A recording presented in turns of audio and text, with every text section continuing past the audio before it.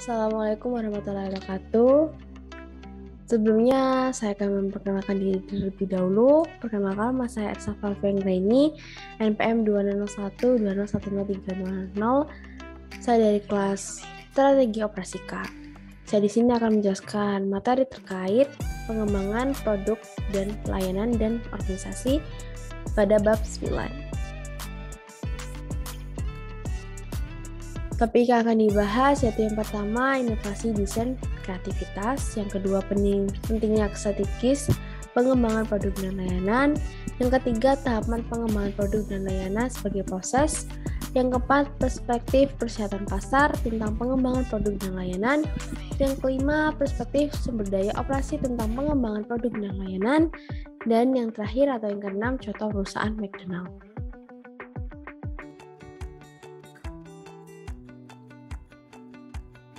Pada inovasi desain kreativitas, yaitu inovasi hanya tentang sesuatu yang baru dan gagasan inovasi yang lebih luas dan lebih lengkap daripada penemuan. Jadi seakan tidak ada ide-ide baru, namun ada proses merubah ide menjadi sesuatu yang memberikan pengembalian bagi pelanggan, pemilik, atau kedua organisasi.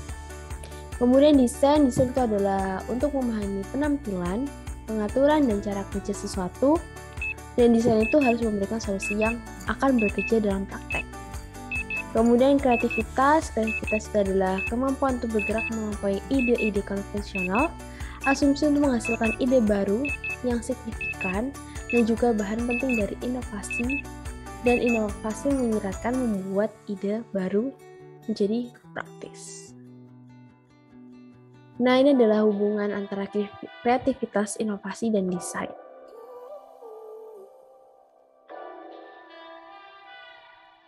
Pada kreativitas, penggunaan imajinasi atau ide-ide itu asli.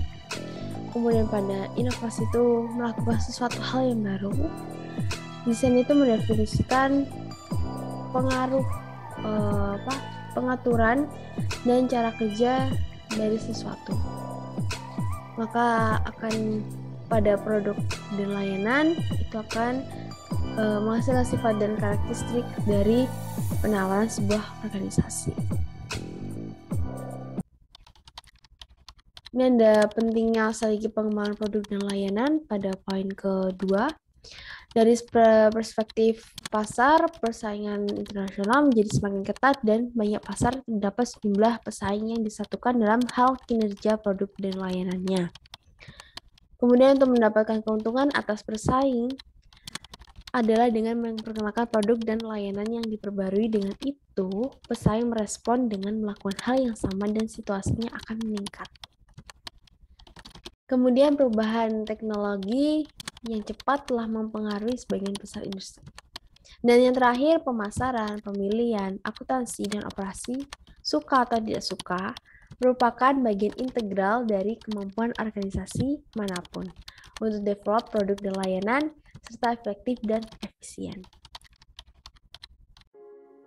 Pada poin yang ketiga atau topik yang ketiga, yaitu tahapan pengembangan produk dan layanan sebagai proses.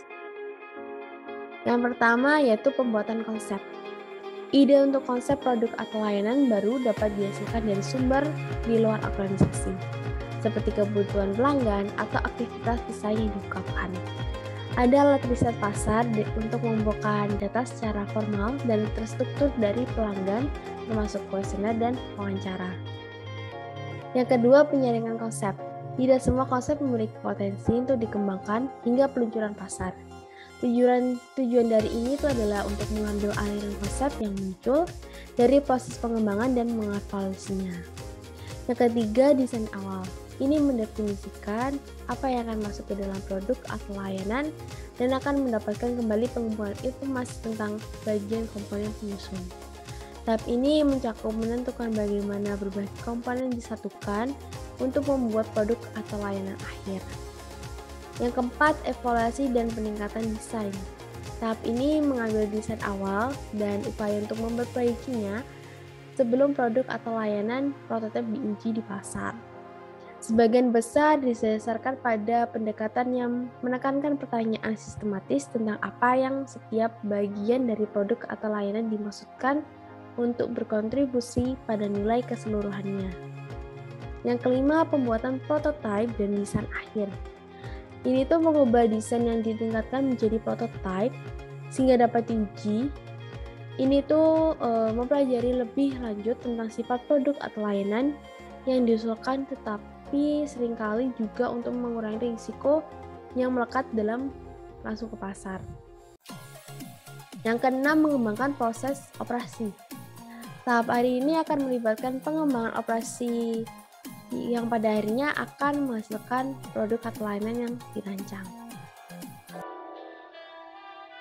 Kemudian pada topik yang keempat yaitu perspektif persyaratan pasar tentang pengembangan produk dan layanan. Yang pertama, kualitas pengembangan produk dan layanan. Pendekatan yang berguna jika ingin menilai pengembangan produk atau layanan yang sedang berlangsung adalah dengan menggunakan perbedaan antara kualitas kebutuhan pasar dan kualitas kebutuhan sumber daya operasi. Yang kedua, kecepatan pengembangan produk dan layanan, yaitu pengembangan produk dan layanan yang cepat di industri karena tekanan persaingan pasar telah memaksa perusahaan untuk menangkap imajinasi pasar dengan seringnya pengenalan penawaran baru. Terkadang hasil dari mode konsumen yang cepat berubah.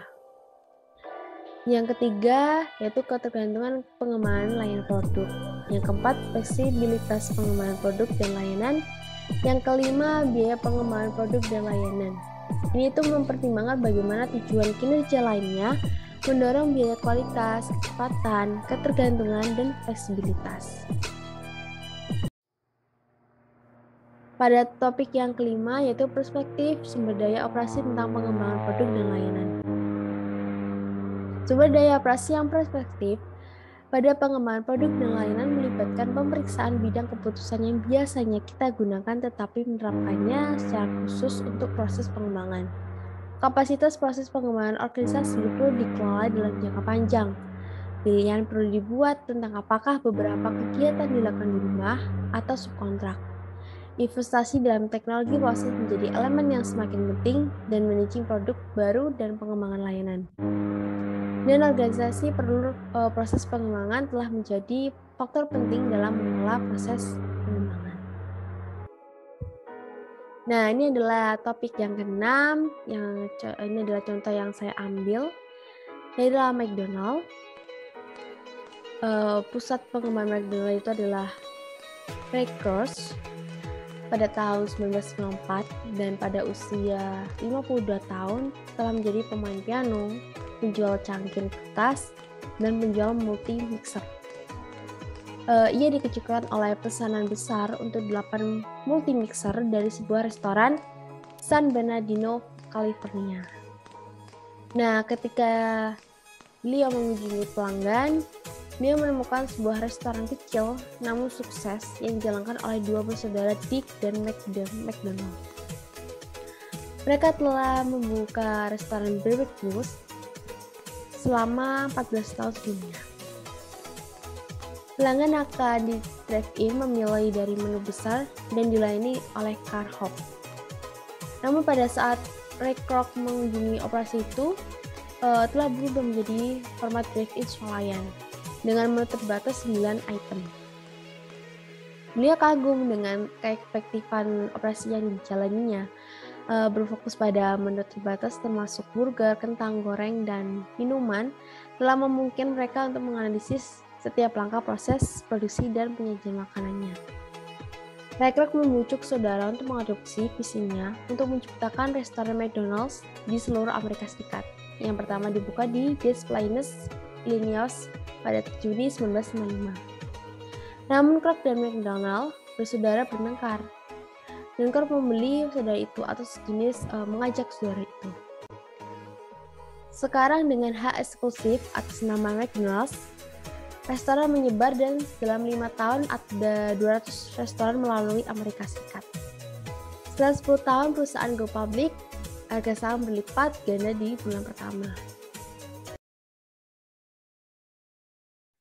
McDonald's itu prioritas untuk proses.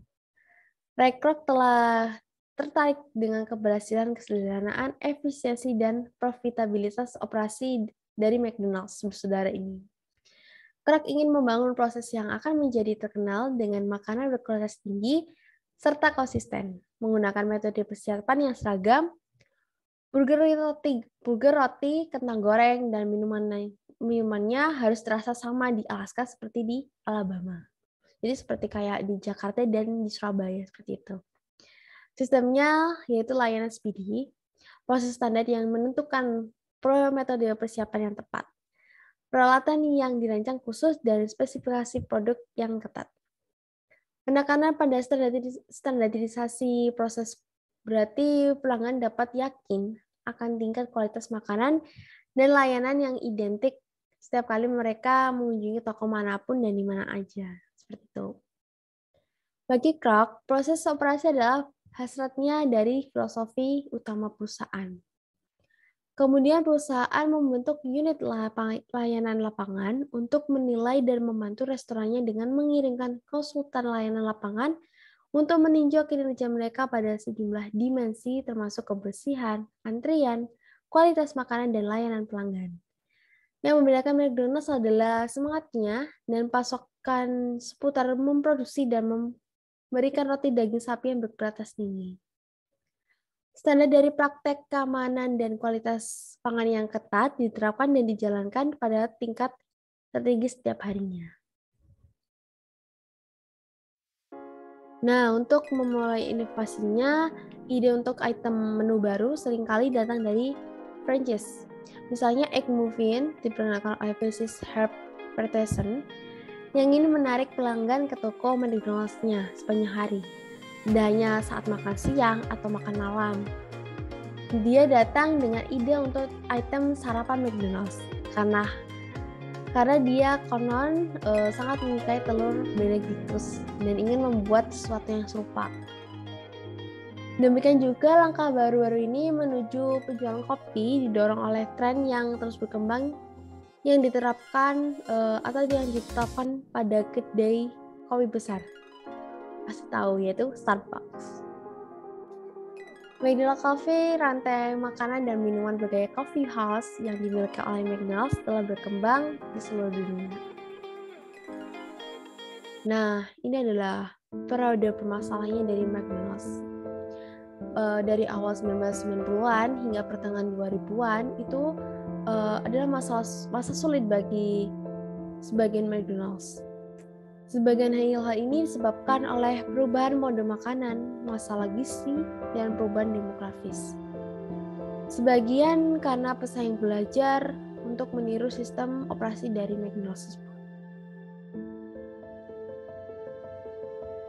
Maka dari itu, si McDonald's ini mengeluarkan strategi untuk bertahan. Dan terlepas dari masa sulitnya itu, perusahaan tidak hanya bertahan, tetapi selama akhir 2000-an telah berkembang pesat. Pada tahun 2009, McDonald's menunjukkan bahwa di Amerika Serikat penjualan dan pangsa pasar keduanya tumbuh selama 7 tahun berturut-turut dengan produk-produk barunya seperti Coffee Premium McDonald's Coffee, Angus Street Pounder Premium, Smoothie and Crepes, bersama dengan lokasi yang lebih nyaman, jam kerja yang diperpanjang, layanan drive-thru yang efisien, dan promosi yang berorientasi pada nilai. Beberapa inisiatif peningkatan didasarkan pada 5 pendorong utama pengalaman pelanggan yang luar biasa, yaitu orang, produk, tempat, harga, dan promosi. Sekarang segalanya berbeda, setidaknya sebagian karena daerah yang berbeda telah mengembangkan produk mereka sendiri. Seperti halnya di India, Maharaja Mix terbuat dari daging kambing, dan pilihan vegetarian tidak mengandung daging atau telur. McDonald's di Pakistan menawarkan 3 makanan pedas. Kalau di Indonesia itu seperti kayak nasi uduk.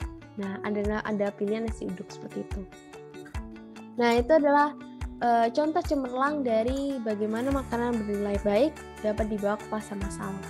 Merek makanan cepat saji yang paling terkenal dan paling dicintai di dunia dengan lebih dari 32.000 restoran di 117 negara. Oh my god, banyak banget.